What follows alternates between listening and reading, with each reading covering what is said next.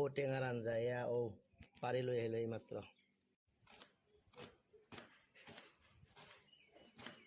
আলু আৰু ঔটেঙা কুকাৰত দিয়া। এতিয়া ইয়াক পুৰা এনেকৈ কমলা আছিল ঔটেঙাটো বঢ়িয়াকৈ সিজি গৈছে। এতিয়া এনেকৈ খচি দিম। আপোনালোকে কেনেকৈ খাই কমেণ্ট কৰি জনাব। মই আজি ফাৰ্ষ্ট টাইম বনাইছোঁ। এনেই আমাৰ মা বনায়, মানুহজনী বনায়।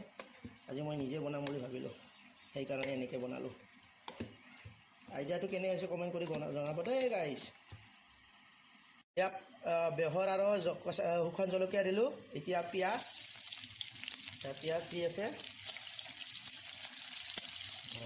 বঢ়িয়া। এতিয়া নিমখ দিব সোৱাদ অনুযায়ী। এতিয়া হালধি গুড়ি বঢ়িয়া অলপ ভাজিব দিব, ঢালি দিব। এতিয়া বঢ়িয়া জ্বালা মিক্স কৰি থৈ দিছিলোঁ। কেঁচা জলকীয়া, অকল কেঁচা জলকীয়া। এয়া বটি থোৱা টেঙা আৰু আলু পূৰা হাঁচি আহি গৈছে। মজা হ'ব আজি আঞ্জাখন। এনেকৈ দিছে। টেঙা আৰু আলু হোৱা গৰম পানীখিনি এড কৰি দিলোঁ ইয়াত। আপোনালোকৰ পৰিমাণে দিব। এতিয়া আমাৰ সোৱাদ অনুযায়ী দিলোঁ, মানে আমাৰ মানুহ অলপ বেছি, 4জন। এতিয়া দিম মাছ। এয়া কালিৰে ভাজি থোৱা মাছ 3 পিচ গ'ল, 4 পিচ, 5 পিচ, 6 পিচ, 7 পিচ এনেকৈ দিলোঁ।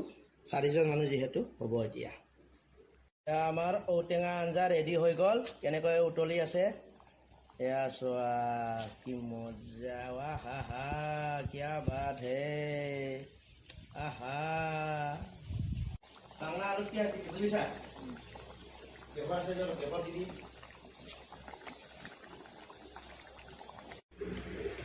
মাছ ফ্ৰাই, এয়া ঔটেঙা আৰু মাছ, বেঙেনা আলু মাছ, ভেন্দি ভাজি, লেচেৰা আলু ভাজি আৰু এয়া ঠাণ্ডা পানী। ৰাইচ খোৱাহে কথা আজি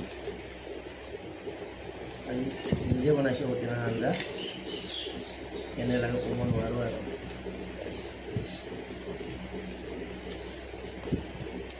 মজা হৈছে।